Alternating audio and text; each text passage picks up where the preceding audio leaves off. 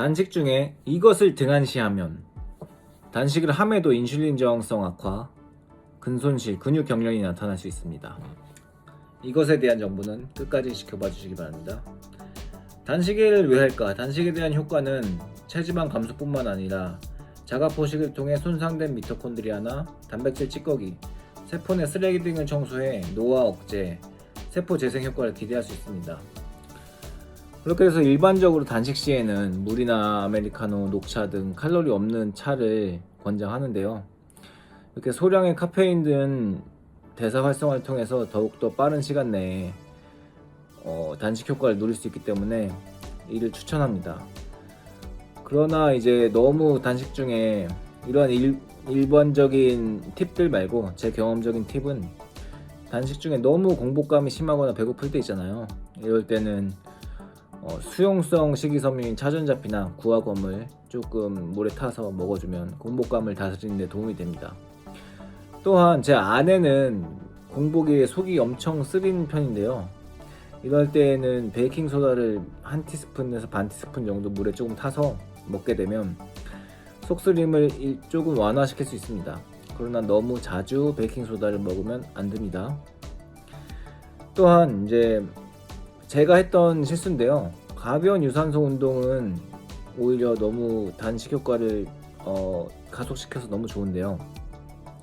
제가 운동도 좀 열심히 하다 보니 웨이트도 열심히 하는데 퍼포먼스도 안 나오는데 막 턱걸이나 이제 막 데드리프트, 스쿼트 이런 거를 너무 열심히 하다 보니까 단식 상태에서 그 상태에서 그렇게 열심히 하게 되면 근육 내 글리코겐을 소모하게 돼요, 몸이. 그렇게 되면 몸에서 이를 비상사태로 인지하고 이제 코르티솔 호르몬을 엄청 분비합니다. 그렇게 되면 이제 밤에 잠을 못 자는 문제가 생깁니다. 잠을 못 자게 되면 단식이 더욱더 힘들어지고 잠을 잘 자야 그 긴 시간을 잘 버틸 수가 있는데 말입니다. 이게 어떤 원리랑 비슷하냐면요. 원리가 비슷하다기보다 비슷한 사례가 뭐냐면 그 보디빌딩 선수나 격투기 선수들 시합 직전에 급격히 체중 감량할 때 있지 않습니까? 그럴 때 워낙 그 운동을 너무 격렬하게 해서 자기 직전까지 이제 코르티솔이 분비가 너무 활발해서 잠을 잘 못 자게 됩니다. 그분들은 그게 업이고 뭐 자주 하는 건 아니니까 저는 매주 단식을 하는 거고 그렇게 진행해도 되겠지만 저는 매주 하는 입장으로서 하루 잠을 못 자게 되면 제가 월요일날 아예 통으로 일요일 저녁부터 월요일 통으로 굶고 화요일 아침까지 굶는데 이제 월요일날 잠을 잘 못 자게 되면 이제 화요일날 일상에 너무 큰 차질이 생기니까 잠을 어떻게 하면 잘 자지에 대해서 너무 연구를 해봤어요. 그랬더니 이제 이런 식으로 근육 글리코겐을 소모를 덜 해야 코르티솔 분비가 덜 된다, 이거를 느끼게 되었고 실제로 잠을 더 잘 자게 되었습니다. 그러면 어떤 운동을 해야 되냐? 가벼운 유산소를 해야 되는데요. 존투 트레이닝이나 이제 가벼운 걷기도 좋아요. 한 3-40분 정도 존투 트레이닝을 하면 아까는 근육 글리코겐이 소모되면서 코르티솔 분비가 올라갔다고 했잖아요. 근데 이제 가벼운 유산소 운동을 하면 근육 글리코겐은 유지가 되고 뭐 소량 소모는 되겠지만 이제 간 글리코겐이 대부분 소모하게 됩니다. 간 글리코겐을 소모하게 되면 이제 몸에서 케톤으로 대사를 진행하게 되고 그렇게 되면 이제 자가포식 오토파지 반응을 좀 더 시작하는 시점을 좀 더 당길 수 있습니다. 보통은 일반적으로 알려진 사실은 72시간 정도의 활성화 오토파지 자가포식 반응이 가장 활성화된다고 하는데요. 제가 72시간 단식은 너무 힘들고 매주 해야 되니까 적당히 절충안을 둔 게 40시간인데요. 40시간 안에 그래도 72시간 정도의 효과를 한번 거둬보자 이 생각으로 뭐 정확히 수치적으로 비교는 못하지만 단식 첫째 날과 둘째 날에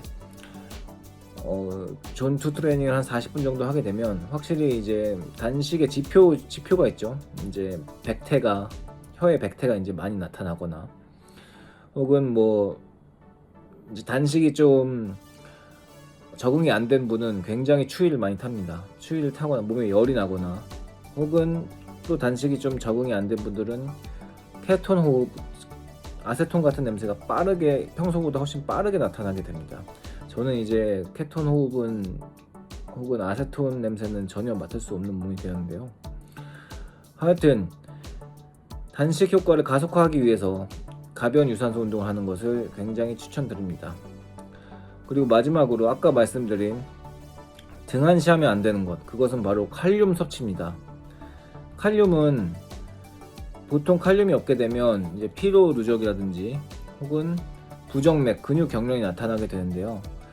이제 단식 때에는 글리코겐이 소모되면서 칼륨과 그 안에 있던 칼륨과 나트륨이 같이 소모가 됩니다. 그러나 나트륨은 땀을 통해서도 이제 소모가 되기 때문에 칼륨은 상대적으로 훨씬 덜 땀을 통해서 배출이 되거든요.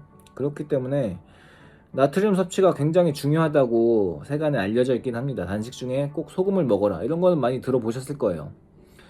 그러나 칼륨에 대한 얘기는 제가 잘 찾기 힘들더라고요.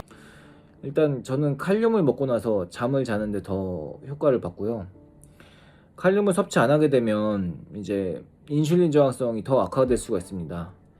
인슐린 저항성이 더 악화될 수도 있고, 근 합성에, 단백질 합성에 좀 억제를 받기 때문에 근 손실에도 더 큰 영향을 받게 됩니다. 이제 그 칼륨 손실이 심한데 칼륨을 너무 안 먹게 되면 단식 후에 다시 급식 시 다시 이제 밥을 먹기 시작할 때 급격한 인슐린 스파이크가 오게 됩니다. 인슐린 저항성 때문에 그거를 고치려고 단식을 하는 건데, 이렇게 갑자기 더 인슐린 스파이크가 와버리면 말짱 도루묵 아니겠습니까? 그렇기 때문에 칼륨이 이제 영어는 포타슘인데, 포타슘 시트레이트를 분말을 사서 소금과 함께 같이 섭취하시길 바랍니다. 비율은 보통 단식 안 할 때는 포타슘 2, 소금 1, 2대1 비율로 먹는 게 맞는데, 아까 말씀드렸듯이 단식 시에는 이제 나트륨의 소모량이 더 많기 때문에 포타슘 1, 소금, 나트륨 2, 이 정도 이제 비율로 섭취하는 것을 추천드립니다. 또한 자기 전에는 칼륨을 섭취하지 마시고요. 왜냐하면 그렇게 되면 이제 자는 도중에 소변을 너무 많이 볼 수가 있거든요. 나트륨 배출을 통해서. 그래서 뭐 자기 전에 한 저녁 6시 정도까지 칼륨과 소금을 조금씩 물에 타서 꾸준히 섭취해 주시게 되면은 이런 전해질 불균형을 막을 수 있고, 전해질 불균형을 막게 되면 저칼륨 혈증이 덜 나타나게 되니까 인슐린 분비를 억제하고 인슐린 저항성을 악화시키는 것을 막을 수 있겠죠. 그래서 혈당 관리에 적합합니다. 그래서 단식하시는 분들 힘들게 40시간 뭐 혹은 48시간, 72시간 단식을 하시는데, 그리고 나서 딱 급식을 시작했는데 너무 인슐린이 튀거나 막 몸이 더 안 좋아지는 경우를 느끼게 되는 경우가 있을 거예요.